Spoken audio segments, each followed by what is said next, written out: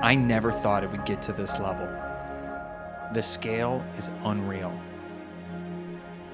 You've seen us evolve from a scrappy startup into a global brand.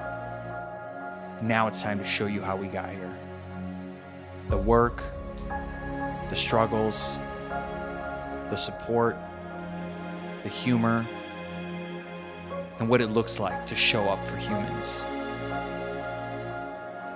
This is True Classic.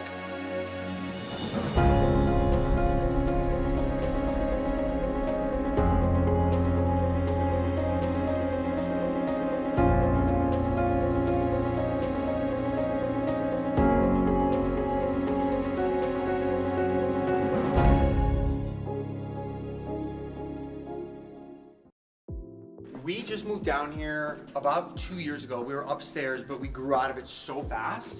So we had to get a much bigger space. This is 5,000 square feet.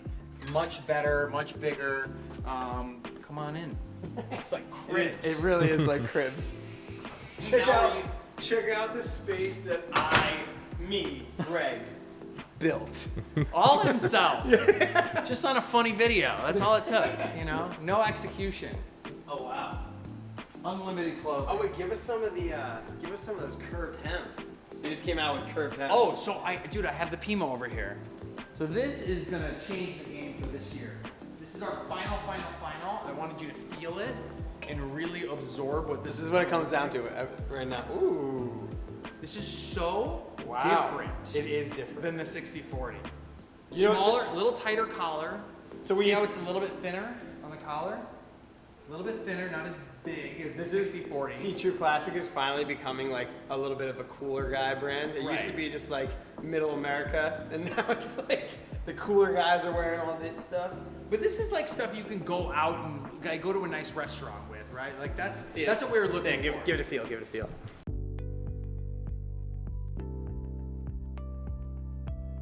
This is everything we have on the website in one closet, essentially. This is like all of our core basics of t-shirts, long sleeves. Oh wait, I want one of these. By the way, people don't know this. No one knows that. $59.99, bro. Come on, you can have Where's one. my discount? Pay me. These are sick. They're nice, right? Yeah. Nate's brother got one, and he was like, "It's fucking awesome." This is all our fleece. So like what I'm wearing is fleece, and then we have all these joggers and fleece suits in all these different colors, brand new colors for the season. You have waffle Henleys, and then all activewear here as well. This is, by the way, here's the mesh, the new active mesh. It feels great. Dodgeball video. You guys are which really. You started. Yeah, wait. Did you know that was gonna pop on UFC? True Classic is fitted in the arms and chest to show off all your training, no matter how big, no matter how small. It'll boost your confidence the moment you put it on. From high-quality joggers to shorts to jackets to long sleeves, all without overcharging your point. Don't be greedy. Everyone knows that when things are more expensive, it makes them better. Because it...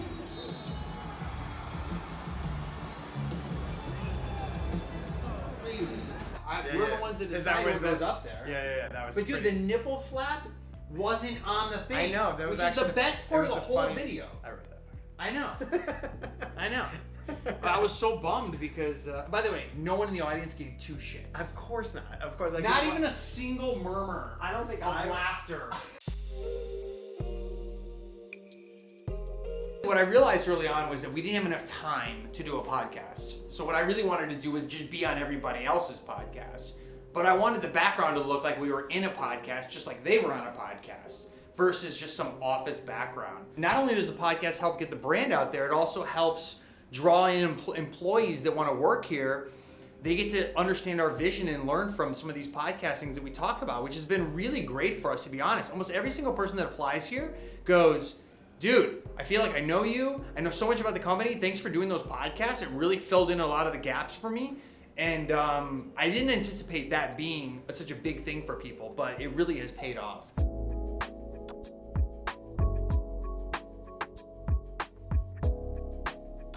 Whip Panda Ben right there. Hey, what's up? Good to see you. That's funny. This is the true brains behind True Classic. I'm just this man's right hand. This is CEO of True Classic and I don't even know what the hell's your title? Co-founder. Yeah, co-founder anymore. The soul, the brain. When did that happen, by the way? When did you become CEO? I don't know. When did you make I mean, it? technically, he became CEO halfway through this year, but he's really been CEO for almost 2 years. I But would did say. you guys have like did you like walk into the room and you're like, Ben, I got some news for you? Or were you just like, or were you like, Dude, we've been working the same way for what feels like forever, and we have such a natural way to just balance ourselves. I don't think formalities even matter to us. yeah, I know, but I We want just to know. go into this like, what shit do we need to get done today? But I don't think people fully understand like your dynamic, or I don't know. It's like they have ideas. How would you guys describe it? How do you balance each other? Ryan is the soul. Ryan had the idea. Ryan understands his customer better than anybody else. Ryan knows what's right. Ryan knows the product. Ryan is the creative guy. Right? You guys work super closely together. He's the creative. I'm here to help us operate as best as we possibly can. I'm the frameworks guy. I'm the strategy. I'm the business person. I'll, hire. I'll evolve the team. I'll make moves. And we just find, our day-to-day, like we're here in person every day, where the majority of the company, or I would say almost everybody, today is a very unusual day at the office, where we have so many people. He doesn't really tap into too much of my stuff, and I don't really tap into too much of his stuff. We just kind of like very similar to how the founders, all three of us, used to operate. Yeah, right. Nick was very much the product manufacturing guy. I was very much the digital marketing creative guy, and Matt was like the CFO essentially. So we all trusted each other and divided and conquered, which allowed us to just have a lot of leverage because we didn't need to hire 15 people. We just would do the work of 15 people. Yeah, right. Like I always say, it's like about accountabilities and not about org charts or what's your title. So it's like what are you accountable for every You guys single are day? doers. You guys are doers. very much You're doers. like you're You problem have to be. solvers. We have You to. find us doing like so much, Yeah, and, right. and every time people come in here, they're a little bit shocked by like how involved we actually are in Right. the day to day because it's so different than how other leaders carry themselves. We started out jack of all trades, right? Like Ben and I were just juggling a million things all at once. And then what happens is once you can afford the really talented, smart people, you bring them in and just like really hone in on specific departments and say, okay, you're operations guy, you're gonna own that world. Now it's off Ben's plate. Ben's gonna high level manage and make sure that it's going well. But he's not going to spend every second he has on it anymore. Now he's going to delegate to an absolute killer who's going to run that department as best as they can, hire underneath it, and grow it to be a 10 out of 10. And so we just keep doing that for every single department. So it could be brand, it could be creative, it could be site merchandising, it could be email, it could be anything. You just bring a killer in and help them run. And I think for us, like it started super simple. Like we were just a T-shirt brand, right? It used to be called True Classic Tees, and we were just on a website on Shopify, and we were just in the United States. And it was really simple. So all you needed is like email, SMS, Meta, or Facebook as it used to be called, right? And pretty much Google. And like you just did that part super well. But what happened for us is we have expanded so rapidly over now 5 years. We now look around how many different products we have, like jeans and activewear and jackets. We are operating in 190 markets worldwide, so we got to figure out how to ship internationally and duties laws and whatnot. We have all these different sales channels, right? Like we just launched it into Target, which is a huge deal for us, where we have 9 retail locations. We're on Amazon, so with that, what happens is like you create new complexity, right? Hey, we just launched into Amazon. Well, someone's gonna manage that, Right. And you can only do so much. So as we develop the business, we figure out like a new path, whether it's a new sales channel or a new product category or a new market. We gotta start bringing in people to help kind of take it forward, right? So we build a business, we work on the business, and then we bring in talent to keep running that and optimizing it. And it's a fast forward type of kind of like evolution around here, but there's never a dull moment because we're constantly learning, figuring stuff out, and moving on to the next thing. Like the Target thing, start to finish. How long did that process even take? So to get into Target, number one, you got to build an unbelievable company very fast and get a lot of people's attention. That's status quo base level. You just got to start there. You got to create something amazing. It's also got to be differentiated from the rest of the market. And so, because if they're going to add to their store, they want it to be something really special. So essentially, we started with Wholesale journey. We got into Kohl's nationwide, and that really started the process. So what we just try to do is just figure out where do people shop. Now, specifically for clothing, still over 60% of people that buy physical On retail, right. Yeah. And so we've been playing, and still do, primarily online. And so we left all this kind of biggest chunk, if you will, of the market completely unaddressed. So we were like, okay, we gotta go into this. And we started doing our own retail locations. We saw, wow, that's going really well. People love it. We see a much different experience for people in a physical retail location versus online, even in the number of products they try, the stuff that they buy, how often they come back. Just completely different world. Because it's hard on a website to get your attention, really help you understand what we have, how it all feels, looks, etc. And we're like, okay, we got to figure this out. And so it's going to take us. We're still investing. We're opening up a new retail location in Vegas, which we're very excited about. Yeah, wow. We're opening another one in Glendale. But it's going to take us a long time, right? Until you find the location and open it up. And it's about value creation. If you create value for people and they feel like, wow, I got really good clothes for a good price. And this company is also trying to do good in the world. In addition to that, like, why would I support that? Yeah, right. Anything else you would try to wear those types of things, you will pay double. I mean, literally double. And so, what's the like? Why would you go anywhere else, right? Yeah, right. And that's what we're trying to make it the obvious choice. You could. These guys could go on forever, and they have so much to say. I mean, there's like 5 years plus all their backgrounds of education that is just incredible, honestly. But I'm the one that created the brand.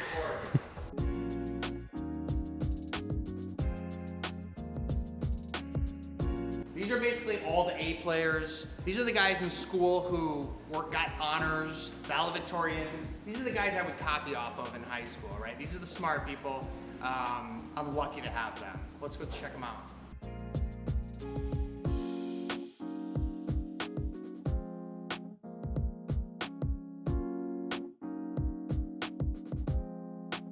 People have been waiting for an elevated shirt from us for what feels like ever, but for at least 5 years. Absolutely. So, this is what I'm betting the farm on this one, guys. Love it. All in. So what do you guys do? We talked about our biggest problems, our biggest opportunities, prioritization, our org chart, just trying to work things out. We have a really big year. We're super excited about 2025. There's so much for us to accomplish, and gotta make sure we basically streamline all this energy we got in the right places to execute and deliver what we need in order to make this year really a big one. And these are all the heads of each major department, essentially. So like you have ops down there, you have marketing, you have finance. It's just everyone's a specialist at what they do, and it's just important that you have absolute A players across the board on your leadership team so that they can really drive the P&L and make sure this company is growing. It's a very non-corporate environment, which we love. You know what I mean? And you'll just find that everyone's easy to get along with. They're all great people, and no one is here to make anyone feel bad. Like, it really is a great group of people. What did we say earlier? No egos? No egos? Just one thing I love is that we really care about getting it right and not being right. It's not about the ideas. It's not about who said what. It's about ultimately succeeding as a group. And that's the anti-corporate nature of how I try to run as a group and as a company, and really truly thinking about that customer and who they are and how we serve them the best. Ops is incredibly important to this company. It's never been more important because we're moving a lot of inventory all over the United States. So like Chad, for instance, is in charge of that. I think we also as an organization have identified that we have an opportunity to get products to our customers much quicker by being much closer to them. So we are acting quickly on an opportunity to stand up new fulfillment in the US so that when a customer places an order on our website, they're saying, holy shit, I got that super quickly, not saying, I placed this order 3 days ago, where is it, and checking their tracking. So basically every single drop shipper that's out there, there's to make the distinction, it's that, essentially. Is that a way to phrase it? Yeah, I mean the difference is drop shipping doesn't require any of that. You that's just what I'm saying. let them that's figure it out. That's my point. That's my point. That's not. Don't listen to me. The opposite. That's what I'm saying. Exactly the opposite. Marketing. I think Brian should speak up. we are just, sort of organizing what are some of the priorities as we continue to grow the business. We're getting more into retail, wholesale. You're going to see us in a lot more retail locations, and so that's now becoming a focus in marketing, making sure that we have the support to drive the awareness and let people know that we are at Target, and we're at a Target near them 5 miles down the road, so need to get up in their car and drive over there. So that all pretty much falls under my purview here, as well as obviously the great ads and the team that's directing those ads. They all sit under the creative strategy there. So pretty much end-to-end operations, strategy, storytelling, all that's what I oversee. There's a guy who's here, but he's here digitally. Look at that. So that's already good. Juan, what do you do at True Classic? I do two things. I'm in charge of developing our new products. We don't just make t-shirts here at True Classic. We make amazing activewear, amazing bottoms, and lots of other things. And so I spend half of my time thinking about those sorts of things, and I spend the other half of my time thinking about how to get True Classic into more channels so that we're not just available at trueclassictees.com, but we can be available at places like Target, we're available at places like Amazon, not just in the US, but in multiple places all over the world. So that's what I do. I lead technology at True Classic, so everything behind our website that makes the experience go is led by our e-commerce team and our web development team. I also answer everyone around this table's questions using data and insights. So we pull all of our data from everywhere where it's collected, and we model it all together and engineer it and turn it into answers. And I also manage our backend tech and ERP. So all of our accounting systems and our fulfillment systems and all that technology to ensure that points are connecting and lines are firing between point A and point B is all enabled by tech at True Classic. Amazing. Alex, you're in the hot seat. I'm Alex. I try to make sure we don't run out of cash.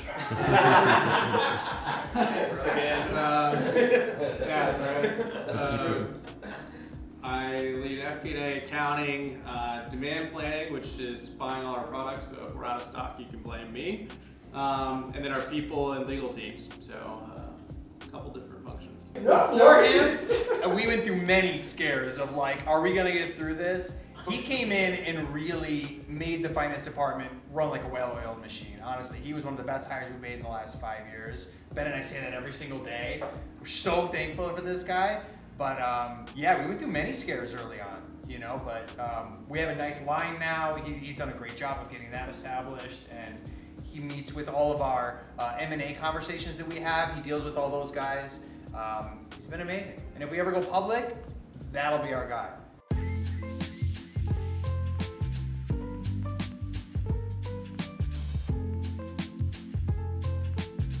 Talk a little bit about, you know, the brand activation stuff. Like he's at the Clippers game, he's at the UFC. It's everywhere. I don't even know what that looks like. It's expensive, I'll say that. It's really fucking expensive. It's also very corporate, I'm realizing, because all the biggest brands in the world, you know, deal in major sports. So you're dealing with a lot of non-D2C digital first companies. And so when we get in there, it's a lot of like, how are we gonna attribute things? How do we make an impact? How do we create an emotional connection? And they're like, whoa. We're just here to sell impressions for max amount of dollars. And I'm just like, that ain't gonna work, guys. Let's go back to the drawing board and figure out how to make an impact for the fans. So that's really what I'm trying to do is like, how can I show up for a kid that doesn't have tickets to an LA Kings game? How can I go find him, bring him in, and then make an experience out of that for him? That to me is how you do brand in those environments really well. And that's what we're doing. We just did a ticket giveaway at the UFC 2 nights ago for some lucky fans that were there to watch the weigh-ins. And they were blown away. They found me on IG, they followed me, we talked about it. They were so overwhelmed with happiness.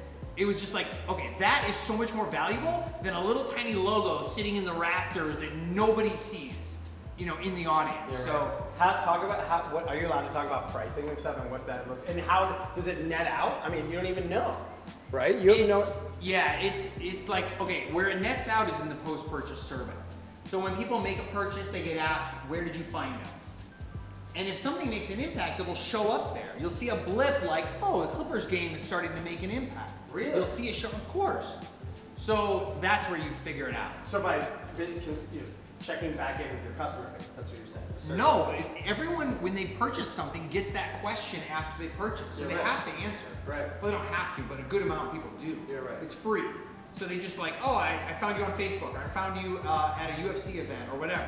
So that we get a little bit of like feedback on whether something works or not. But yeah. But in terms of like price, it's expensive. I would say for anyone starting out, it's hundreds of thousands of dollars per team activation.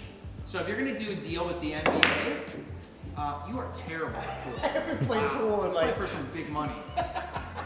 if like, okay, so the UFC, for example, was like a multi-seven-figure deal. Big deal, right? but over Over a year. right. But I would say like the NBA teams, you can get in with them for a couple $100,000, you know? But it's very difficult to do that because number one, it's hard to track, it's hard to know what you're getting. And so a lot of people just see it as not really accretive to the business. But we're in a place now where we can afford it and we want to start doing big brand things. So we're doing them and we're seeing how it goes and we're trying to measure and get better every day and you know, reiterate on what's working.